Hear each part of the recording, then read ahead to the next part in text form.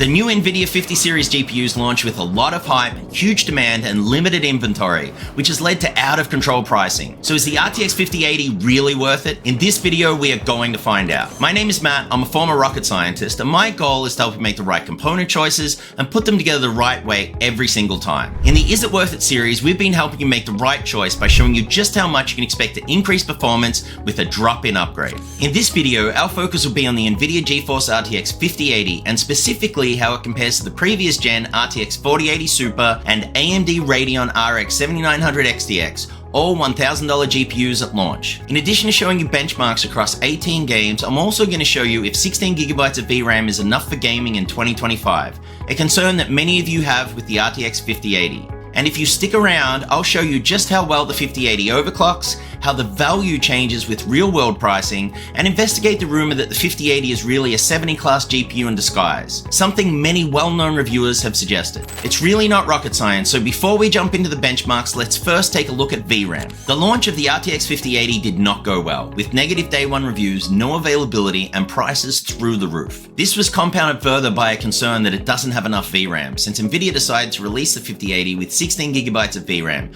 matching the previous generation RTX 4080. So is this actually something you should be concerned about? I recently made a video on GPU VRAM where I attempted to answer the question of how much VRAM you need by benchmarking two identical RTX 4060 Ti GPUs, one with 8GB of VRAM and the other with 16. What I discovered is that the amount of VRAM does indeed impact performance in a very meaningful way, but only if the game requires more than what is available. If a game does require more than the maximum VRAM that you have on your card, the impact will be large, as shown by the Microsoft Flight Simulator 2024 results, where the increase is around 100% at all resolutions. However, if the VRAM is sufficient, then clearly there will be no impact on performance, as shown by the Total War Warhammer III results, where the required VRAM stays within the 8GB limit. So how much VRAM do you need? The highest VRAM usage that I saw when benchmarking 8 games at ultra settings was 13.4GB in Call of Duty Black Ops 6, with upscaling turned off. If however you look at all of the other games, VRAM usage doesn't go beyond 12GB. With that in mind, it does appear that the 16GB of VRAM on the RTX 5080 is sufficient to play current games at max settings. If a new game does require more than the 16GB of VRAM that it has, and you want to continue to game at high settings, then you will need to embrace AI upscaling technologies. You won't need to use the new multi-frame generation technology, but you will need to use DLSS 4, something I discuss in detail in my Is GPU VRAM Really Important video. Newer rendering technologies such as ray tracing and path tracing increase VRAM usage over traditional rasterization techniques. So as more games embrace this approach to generating 3D graphics, you would naturally expect VRAM usage in games to also go up. However, according to Nvidia, newer AI-driven rendering technologies will help reduce VRAM needs in the future. In fact, they recently announced a new technology called RTX Neural Texture Compression, or NTC, that reduces VRAM usage by up to 96%. RTX NTC uses the tensor cores in modern Nvidia GPUs to compress 3D applications and video game textures instead of using the traditional block truncation coding method. This new compression technology represents the first large upgrade in texture compression technology since the 1990s, allowing for up to 4 times higher resolution textures than GPUs are capable of running today. Now, the technology is still in development and there's no release date as of yet, but it's a type of technology that likely makes Nvidia confident that 16GB of VRAM will indeed be enough for the RTX 5080 to tackle future games. As mentioned earlier, the focus for this video is on the new Nvidia GeForce RTX 5080 and specifically how it compares to the last gen RTX 4080 Super and AMD Radeon RX 7900 XTX. The test system being used to run the benchmarks is my AMD AM5 Open Bench table with the following components. For the CPU, we have an AMD Ryzen 7 9800X3D. For the motherboard, we have an ASUS ROG Crosshair X870E Hero. For RAM, we have G.Skill Ripjaw's M5 Neo RGB 32GB of DDR5 6000 at CL26. For the first GPU, we have a Gigabyte GeForce RTX 5080 Gaming OC 16G. For the second GPU, we have an Nvidia GeForce RTX 4080 Super. For the third GPU, we have an AMD Radeon RX 7900 XTX. For the CPU cooler, we have an ASUS ROG Ryo 3 360mm AIO. For storage, we have a 4TB Samsung 990 Pro NVMe Gen 4 M.2 SSD. And for the PSU, we have a Corsair HX 1200i Platinum 1200W power supply.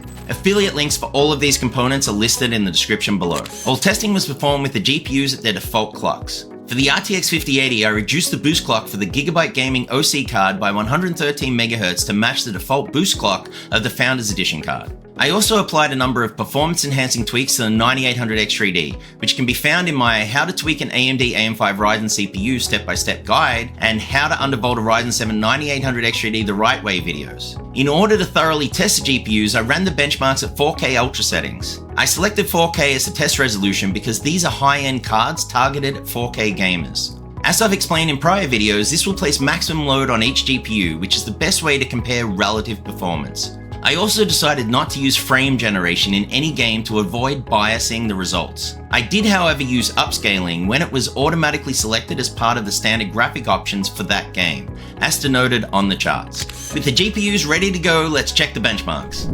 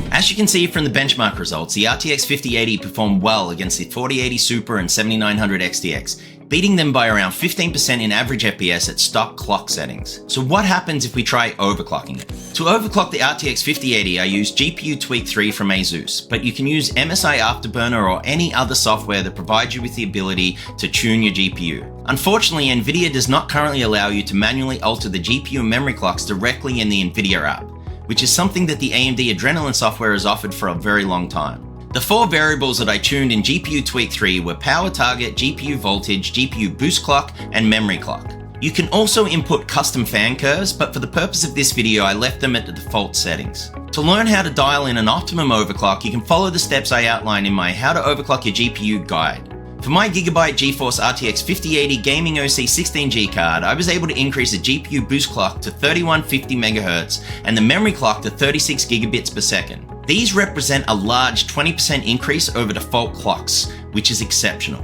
To see what impact this overclock has on performance, I ran 3D Mark Speedway, Port Royal, and Steel Nomad at stock settings and compared it against the overclock.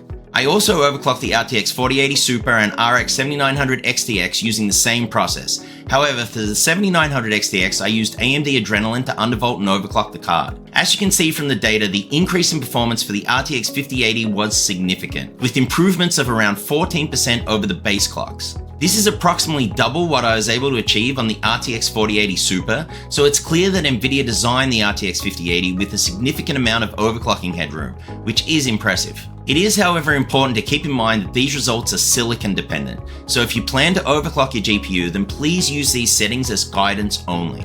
It's great that the 5080 can be overclocked to boost performance, but is it really a 70 class GPU in disguise? This is a theory that a few well-known reviewers have suggested. They propose that the 5080 should have been launched as a 5070 Ti due in large part to the gen-to-gen performance not being as large as the previous generations. To give additional credence to this theory, there was an interesting post on X that compared the CUDA core count on Nvidia GPUs across 4 generations, showing it as a percentage of the full GPU die. This is an interesting way to compare Nvidia GPUs because CUDA cores are essentially small parallel processing units that can boost gaming performance by rendering graphics much faster and more efficiently, leading to smoother gameplay and better visuals. The table shows that the 5080 has only 43.8% of the total CUDA cores of a full GB202 die, which is an equivalent percentage to the 4070 Ti, 3060 Ti, and 2060 from prior generations. The implication here is that Nvidia is taking performance away from gamers with each generation. But is that really true? While it's interesting to look at CUDA core count, what matters most is the actual performance of the card and how it compares to previous generations. So I tested a 3070 Ti, a 3080 Ti, a 4070 Ti, and a 4080 Super to generate 2 trend lines for each class or tier of GPU. I ran 3D Mark Speedway, Port Royal, and Steel Nomad for each GPU at default clocks, and I took the average of these 3 GPU benchmarks. I then linearly extrapolated each trend line to project where a 5080 Ti and 5070 Ti should fall, and I plotted the data for an RTX 5080 at default clocks. As you can see, the RTX 5080 is definitely not a 7080 Ti class GPU based on this performance. In fact, it's around 20% higher than where a 5070 Ti should fall based on the prior 2 generations, and it's only around 4% lower than where a 5080 Ti or Super should fall. So while some larger reviewers attempt to generate clicks by implying that Nvidia is doing something evil, the performance data simply doesn't back it up. The RTX 5080 performs like an 80 class GPU should, even if the chip itself is not as full as prior generations. In this video, I tested the new Nvidia GeForce RTX 5080 against the RTX 4080 Super and AMD Radeon RX 7900 XTX to see if it's worth buying. As you can see from the results, the 5080 put on a dominant display, winning 74% of the tests, with the 4080 Super winning 9% and the 7900 XTX winning 17%. If we now look at the average performance across 17 games, we see that the RTX 5080 is able to offer a 15% increase in average FPS, while also offering a 5% increase in 1% lows, which is good. A 13% increase in FPS over the 4080 Super is actually quite good, considering that this is a super card. But if you also apply the overclock, this difference would increase to around 20%, which is more along the lines of what we've come to expect for a new generation 80 series card from Nvidia. If you now look at power efficiency, it becomes clear that Nvidia was able to make a meaningful improvement over the 40 series, which already exhibited exceptionally good efficiency. Hopefully AMD can take a page out of Nvidia's playbook and significantly improve their power efficiency with their new RDNA 4 cards. But what happens when we look at cost? The RTX 5080 MSRP is listed by Nvidia as $999, which is the same as the launch price for the 4080 Super and 7900 XTX. So if you convert those prices into gaming efficiency or FPS per dollar, then it becomes clear that the 5080 offers great value, beating the competition by around 15% in average FPS, which is impressive. However, anyone that has attempted to buy an RTX 5080 at launch will tell you that it was a paper launch, with very limited availability, especially for the Founders Edition cards, and that the AIB models are selling for much more. Given the impact of tariffs, retailer greed, and scalpers, the pricing for all high-end GPUs has increased, so it becomes difficult to lock in a stable real-world price for each card. So I decided the best way to tackle this would be to plot FPS per dollar versus price for each card. So now you can clearly see that if the price of an RTX 5080 goes above about $1,200, then a 7900 XTX will offer better value if it's priced at $1,000 or below. Remember, these trend lines are at default clocks, so if you add an overclock to each card, then the 5080 value line will move up by around 4 to 7% more than the others.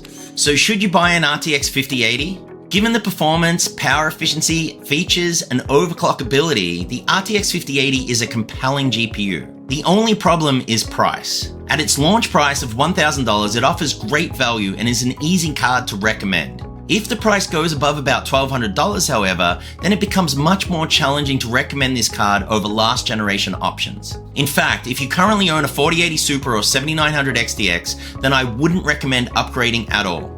The performance uplift just isn't significant enough. If, however, you are upgrading from an earlier gen card, then the RTX 5080 is a good option to consider, if of course you can find it in stock. Nvidia did themselves a big disservice by launching this card before there was sufficient stock.